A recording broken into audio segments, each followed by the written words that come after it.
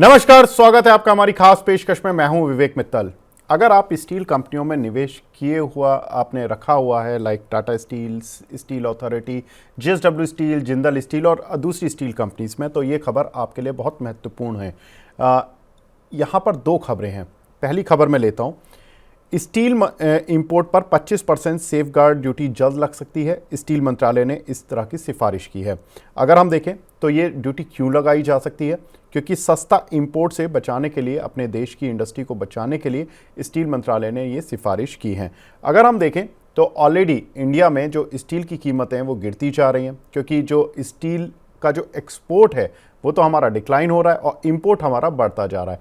Import कैसे बढ़ रहा है? चाइना और उसके आसपास के जो देश हैं वो इंडिया में काफ़ी ज़्यादा स्टील का एक्सपोर्ट कर रहे हैं और सस्ती स्टील बेच रहे हैं। इसके वजह से इंडियन स्टील कंपनीज़ को अपने प्राइसेस भी स्टील के घटाने पड़ रहे हैं और उनको थोड़ा सा नुकसान हो रहा है। तो यही कारण है कि जो स्टील मंत्रालय है वो इस तरह की सेफगार्ड ड्यूटी लगाने का विचार कर रहा है। उसने सिफारिश दे भी दी है।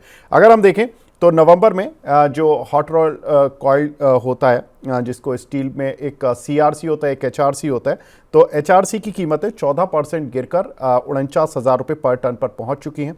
और Q3 में अभी तक अक्टूबर नवंबर निकला है, दिसंबर का मंथ चल रहा है, तो ऑलरेडी स्टील की कीमतें 5% गिर भी चुकी हैं Q on Q बेसिस पर।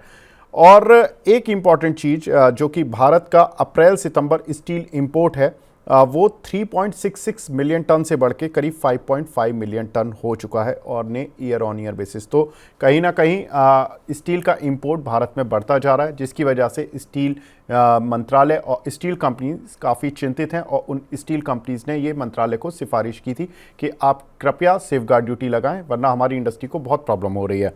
अब इस पर मंत्रालय मान भी गया है। लेकिन एक दूसरी प्रॉब्लम भारत के लिए आ रही है, वो ये है कि डोनाल्ड ट्रंप ने स्टील के इंपोर्ट पर टैरिफ लगाने की आज इंडिकेशन दे दी है। तो ये एक थोड़ा सा स्टील कंपनीज के लिए नेगेटिव भी हो जाएगा।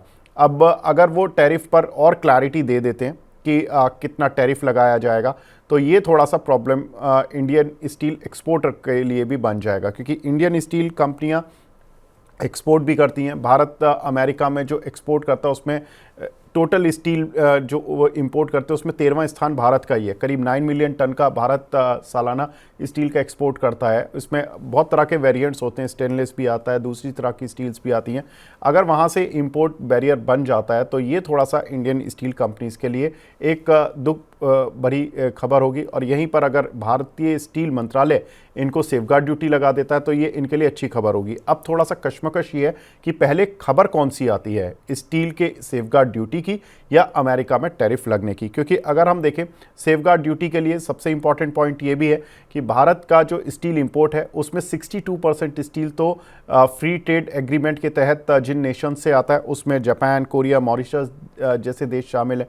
तो अब अगर फ्री ट्रेड एग्रीमेंट की क्लॉज हटा के भी अगर भारत स्टील पर सेफगार्ड ड्यूटी लगाता है तो केवल 38% ही स्टील होगी, क्योंकि 62% तो आपको फ्री ट्रेड एग्रीमेंट के तहत ही आपको इंपोर्ट करना पड़ेगा। तो 38% जो स्टील होगी उसी पर सेफगार्ड ड्यूटी इफेक्टिव होगी। फ्री ट्रेड एग्रीमेंट पर भी बात हो रही है कि उसमें चेंजेस किए जाएं स्टील कंपनियों के लिए, लेकिन वो एक लॉन्ग टर्म प्रोसेस है, वो देखना होगा कि कितना जल्दी इफेक्टिव होगा।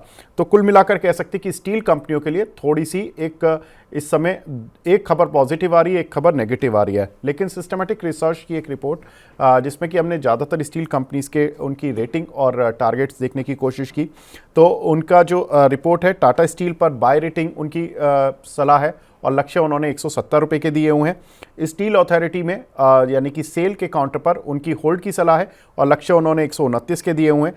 जेएसडब्ल्यू स्टील पर उनकी होल्ड की सलाह है, 949 रुपये के लक्ष्य हैं। एनएमडीसी पर उनकी होल्ड की सलाह है, 241 रुपये के लक्ष्य है। हालांकि एनएमडीसी आयरन ओर सप्लाई करती है, स्टील उनकी दूसरी डिवीज़न बनाती है, लेकिन एनएमडीसी इनडायरेक्टली एक तरह से रॉ मटेरियल प्रोवाइड करती है। साथ ही कोल इंडिया जो कि स्टील के लिए रॉ मटेरियल देती है, इस पर बाय रेटिंग है सिस्टमेटिक रिसर्च की, जिसमें उन्होंने लक्ष्य 508 रुपये के दिए हैं।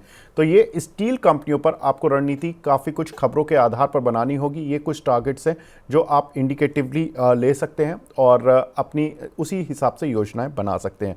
तो फिलहाल इस अपडेट को यहीं पर समाप्त करते हैं। नमस्कार।